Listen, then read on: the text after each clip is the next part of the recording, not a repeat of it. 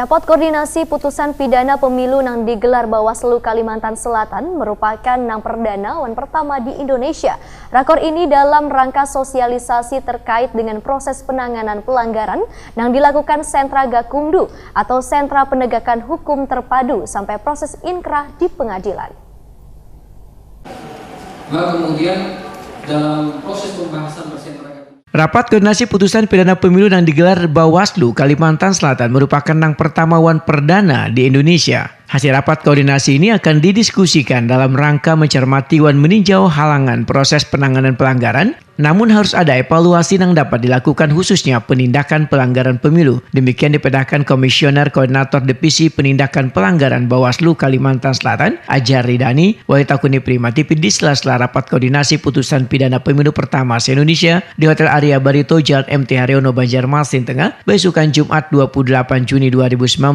Menurut Ajar Ridani, rakor ini dalam rangka sosialisasi terkait dengan proses penanganan pelanggaran yang dilakukan Sentra Gakumdu atau Sentra Penegakan Hukum Terpadu sampai proses inkrah di pengadilan. Putusan ini pun nantinya akan didiskusikan dalam rangka mencermati dan meninjau terkait dengan proses penanganan pelanggaran yang sudah dilaksanakan. Selain itu sebagai bahan evaluasi Sentra Gakumdu di mana semua pembahasan akan dilakukan di 3 institusional yang tergabung dalam Gakumdu yaitu Bawaslu, Kepolisian, dan Kejaksaan. Ajar Ridani menegaskan, pada pemilu lalu terdapat 36 temuan dan laporan se-Kalimantan Selatan, namun hanya 4 putusan yang inkrah di pengadilan karena konteks laporan dan temuan itu harus melalui proses lebih jauh dan panjang terkait dengan form material atau syarat formil wan material di Sentra Gakumdu. Bila ada laporan yang menggunakan surat kaleng, maka harus ada pembuktian wan lainnya. Sementara Gakumdu yang di dalamnya melibatkan Kejaksaan, Kepolisian, dan Bawaslu sering melalui perdebatan.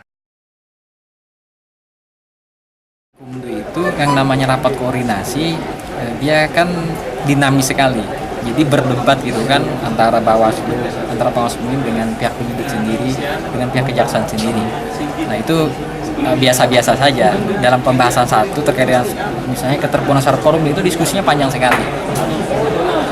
Pembahasan kedua juga sangat panjang. Jadi diskusi perdebatan itu sesuatu yang kami anggap bagian dari dinamikal. Artinya banyak beda persepsi ya? Beda persepsi. Oleh karena itu Sentra Gakumdu bagian dari menyamakan persepsi. Karena di awal ini kan kita menangani satu proses pelanggaran, tentu saja setiap kapalnya berbeda. Karena ini orang hukum semuanya kan, yang berdiskusi. Berarti secara tidak langsung untuk persiapan 2020 ya Bang Acara ini?